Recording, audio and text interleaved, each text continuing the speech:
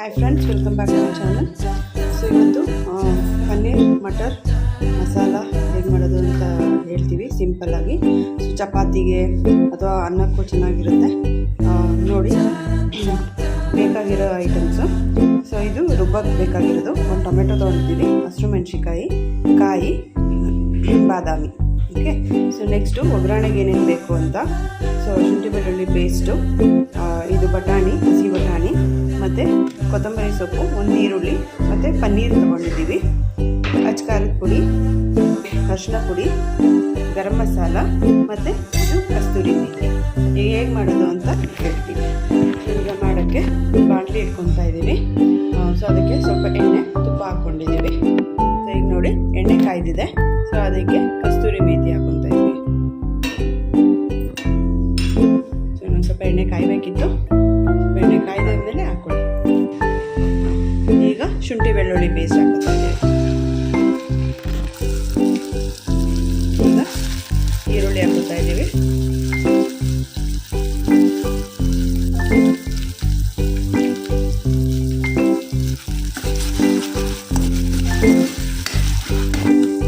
ಈಗ ಒಗ್ಗರಣೆಗೆ ಹಸಿ ಬಟಾಣಿ ಹಾಕ್ಕೊತಾ ಇದ್ದೀವಿ. ಸ್ವಲ್ಪ ಎಣ್ಣೆಲಿ ರೋಸ್ಟ್ ಆಗಲಿ ಚೆನ್ನಾಗಿ ಅಂತ.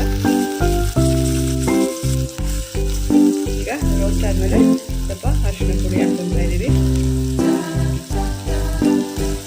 ಅಚ್ಕಾರದ ಪುಡಿ. ಸೊ ಖಾರ ಎಷ್ಟು ಬೇಕು ಅಷ್ಟು 1.5 ಸ್ಪೂನ್ ಹಾಕ್ಕೊತಿದ್ದೀವಿ.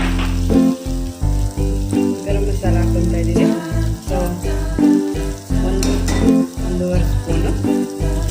ಇವನ್ನೆಲ್ಲ ಮಸಾಲೆನ ಕುಟ್ಕೋಬೇಕು. ಸ್ವಲ್ಪ ಎಣ್ಣೆಲಿ ಸ್ವಲ್ಪ ರೋಸ್ಟ್ ಆಗಲಿ. ಈಗ ನೆಕ್ಸ್ಟು ರುಬ್ಬಿರೋದು ಮಸಾಲೆನ ಹಾಕ್ಕೊಬೇಕು. ಈಗ ರುಬ್ಬಿರೋದು ಸ್ವಲ್ಪ ಚೆನ್ನಾಗಿ ರೋಸ್ಟ್ ಆಗಬೇಕು.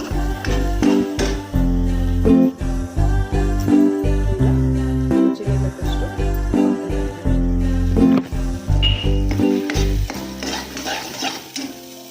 ಈಗ ಖಾರ ಬೇಯೋಕ್ಕೆ ಸ್ವಲ್ಪ ನೀರು ಹಾಕ್ಕೊಂಡ್ವಿ. ಕನ್ಸಿಸ್ಟೆನ್ಸಿ ಎಷ್ಟು ಬೇಕಾಗುತ್ತೋ ಅಷ್ಟಕ್ಕೆ ನೀರು ಹಾಕ್ಕೊಳ್ಳಿ. ನೋಡಿ, ಈಗ ಖಾರ ಬೆಂದಿದೆ. ಸೊ ಅದಕ್ಕೆ ಪನ್ನೀರ್ನ ಸಣ್ಣದಾಗಿ ಕಟ್ ಮಾಡ್ಕೊಂಡಿದ್ದೀವಿ.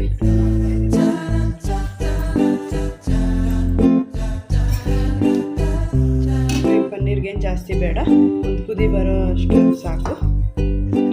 ಇದು ಆಪ್ಷನಲ್ಲು. ಸೊ ಪನ್ನೀರ್ ಸ್ವಲ್ಪ ಬೆಂದಾದ್ಮೇಲೆ ಕ್ರೀಮ್ ಹಾಕ್ಕೊಬೋದು, ಇಲ್ಲ ಗಟ್ಟಿ ಮೊಸರು ಹಾಕ್ಕೊಬೋದು.